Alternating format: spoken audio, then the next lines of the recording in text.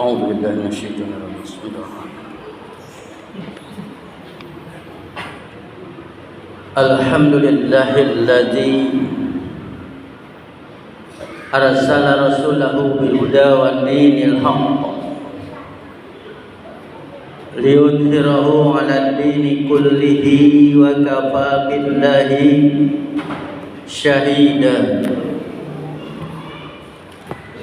أشهد أن لا إله إلا الله وحده لا شريك له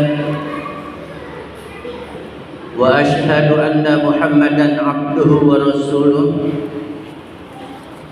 اللهم صل على سيدنا ومولانا محمد وعلى آله وأصحابه أجمعين أما بعد فيا عباد الله اتقوا الله حق تقاته ولا تموتن إلا وأنتم مسلمون وقال الله تعالى في القرآن الكريم أعوذ بالله من الشيطان الرجيم وقاتلوا في سبيل الله الذين يقاتلونكم ولا تعتدوا إن الله لا يحب المعتدين صدق الله العظيم معاشirul muslimin jamaah Jumat yang berbahagia. Puji dan tasyakur yang tak terhingga marilah kita sama-sama panjatkan kehadirat Allah Subhanahu wa taala yang telah memberikan kesehatan kepada kita sekalian sehingga pada siang hari ini kita dapat berkumpul bersama-sama di tempat yang mulia ini dalam upaya taqarrub ila Allah melalui sholat Jumat yang kita laksanakan secara berjamaah. Tentu harapan kita mudah-mudahan apa yang telah kita lakukan bersama akan bernilaikan ibadah di sisi Allah dengan limpahan pahala yang berlipat ganda. Amin ya rabbal alamin. Sebagai khatib tidak lupa untuk bertausiah, khususnya untuk diri pribadi dan umumnya untuk jamaah sekalian. Marilah kita bersama-sama meningkatkan ketakwaan kita kepada Allah. Takwa secara harfiah, melaksanakan semua perintahnya dan meninggalkan segala larangannya. Bila hal itu sudah kita laksanakan dengan baik dan benar, sesuai dengan tuntunan syariat, dijamin kita akan mendapatkan keselamatan bukan hanya dunia tapi juga akhirat. Saudara hadirin jamaah Jumat yang berbahagia, kita patut bersyukur kepada Allah yang telah ditakdirkan, yang telah memberinya kepada kita hidayah dan petunjuk sehingga kita menjadi seorang muslim. Kemudian juga kita tinggal di sebuah tempat yang aman, di negeri yang subur. Bahkan saking suburnya, tongkat kayu dan batu pun ketika ditanam akan menjadikan sebuah tanaman. Saudara yang berbahagia,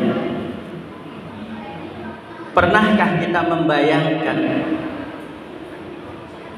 bagaimana kalau sekiranya kita ditakdirkan oleh Allah untuk hidup dan tinggal di sebuah negeri yang penuh dengan konflik,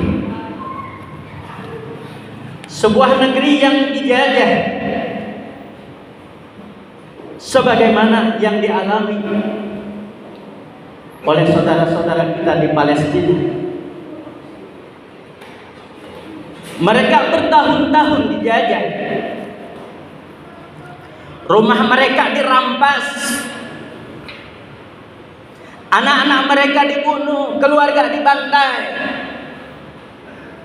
dan itu dilakukan sejak Israel mendirikan sebuah negara tahun 1946.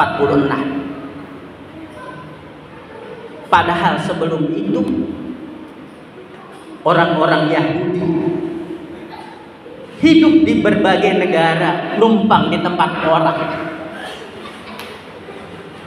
Karena mereka dibantai oleh Nazi Hitler, yang pada saat itu orang-orang Yahudi dikejar-kejar.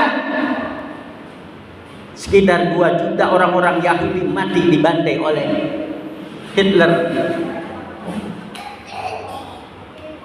Kemudian mereka melarikan diri, mengungsi di mana yang mereka tuju. Itu adalah Palestina. Sebagaimana kita ketahui, negeri Palestina adalah negeri yang mayoritas Muslim. Mereka sangat mencintai bukan hanya sesama Muslim, tapi juga siapapun yang meminta pertolongan terhadap mereka akan mereka bantu. Namun apa yang terjadi? Mereka dibantu, dikasih rumah.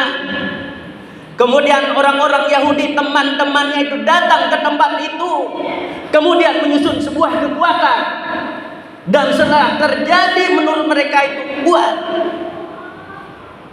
mereka menyatakan dan mendirikan sebuah negara. Itulah negara Israel pada tahun 1940. Apa yang terjadi setelah mereka berkuasa? Mereka membunuh, mereka mengusir orang-orang Palestina, mereka menjajah, membantai.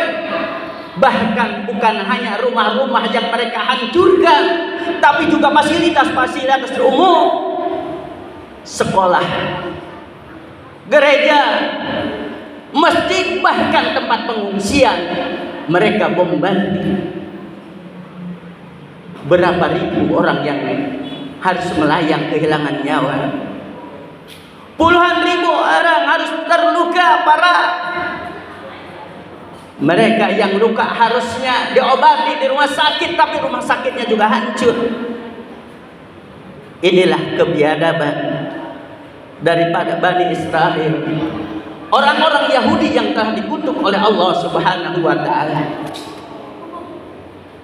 Lalu bagaimana sikap negara-negara Muslim? Mereka hanya bisa melihat dengan pandangan mata yang hampa, dengan tidak mampu berbuat apapun.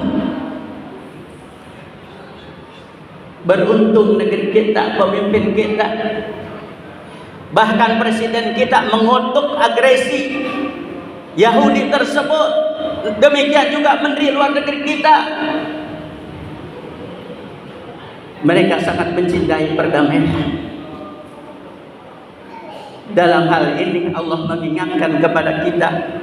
Nabi kita Muhammad sallallahu alaihi wasallam bersabda, memberikan pesan kepada kita bahwa apabila kamu melihat kemunkaran, cegahlah dengan tanganmu.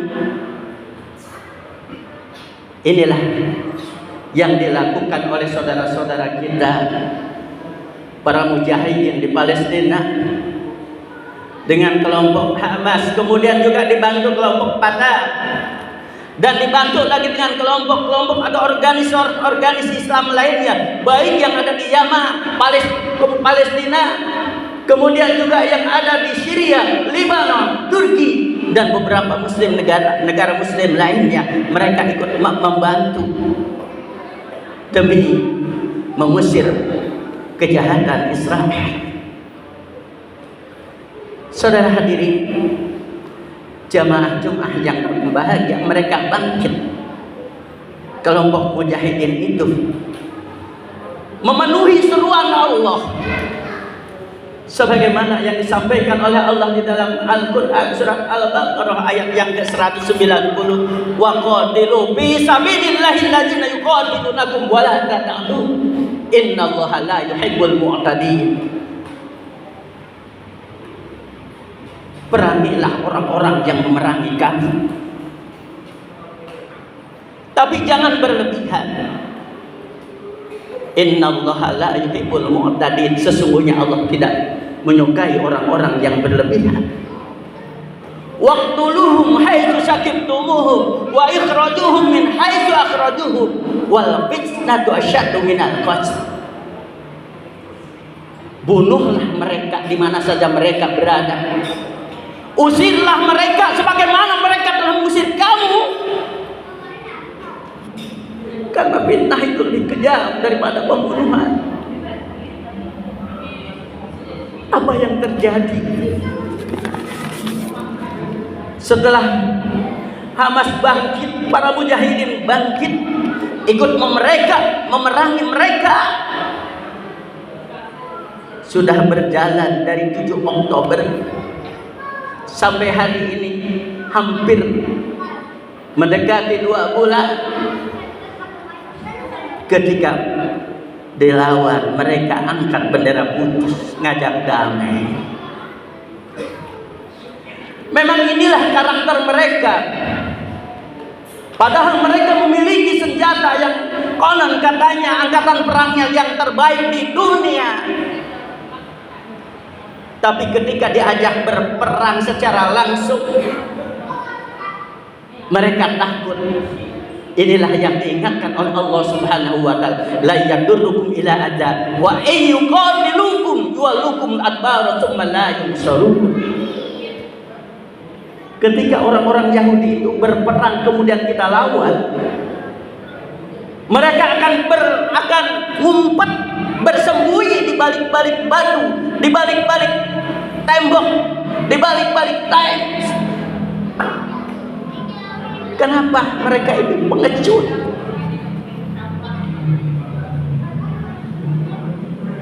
Yang mereka ekspos di berita, tentara Yahudi yang mati hanya sekitar 360. Padahal yang sebenarnya sebagaimana yang diberitakan oleh salah seorang media yang dari Israel menyampaikan bahwa orang-orang Yahudi itu mati tentara setiap hari lebih dari 20-30 orang, bahkan kadang-kadang satu hari bisa mencapai 100 orang. Ribuan orang mereka yang mati. Tapi mereka karena penakut, yang mereka lawan bukan tentara, bukan Hamas. Yang mereka hancurkan sekolah, masjid, orang tua, perempuan, wanita hamil, anak-anak. Itu yang mereka banteng. Lalu ada yang bertanya, kenapa Pak Ustaz?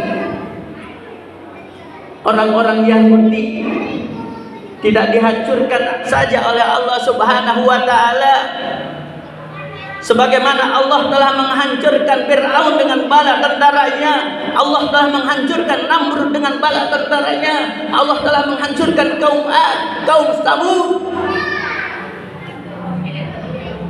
Tapi ini dibiarkan hidup oleh Allah Subhanahu wa taala. Allah ingatkan kepada kita di dalam surat Al-Isra ayat yang keempat, a'udzu billahi minasyaitonir rajim. Wa qadaina ila bani Israila fil kitab la tufsiduna fil ardi marratayn.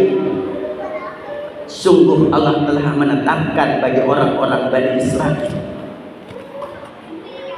dijelaskan di dalam kitab, ditetapkan di dalam kitab Allah bahwa mereka akan berusak, akan melakukan kerusakan di muka bumi dan menyombongkan diri dengan menyombongkan yang paling besar, dengan kesombongan yang paling besar.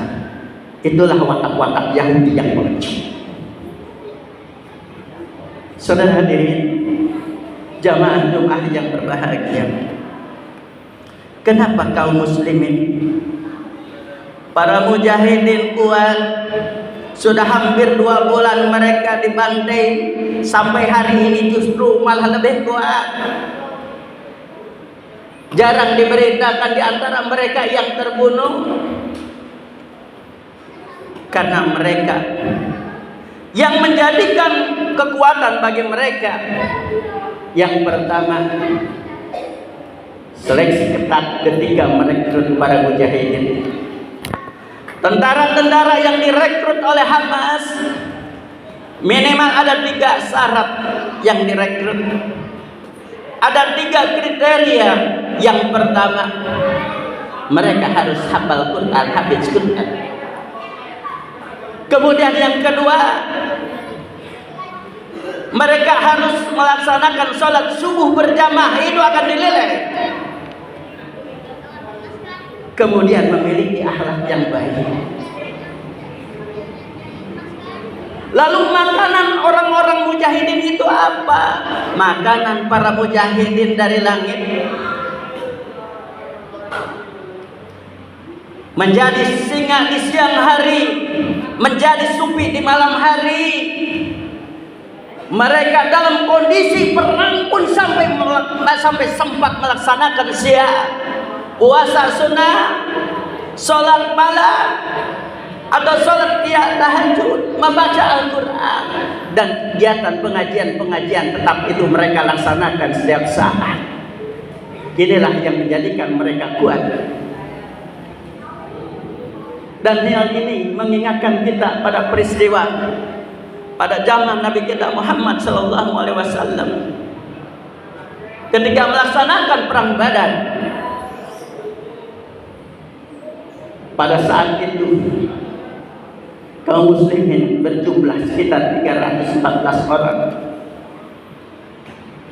Mereka harus melawan kekuatan kafir Quraisy yang dibantu oleh kekuatan Yahudi, lebih dari 1000 orang dengan persenjataan yang super lengkap.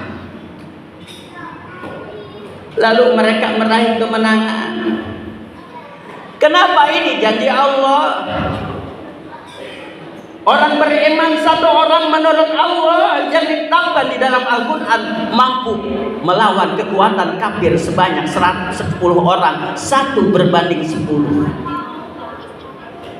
Allah sampaikan dalam Al-Quran surat Al-Anfal ayat 65.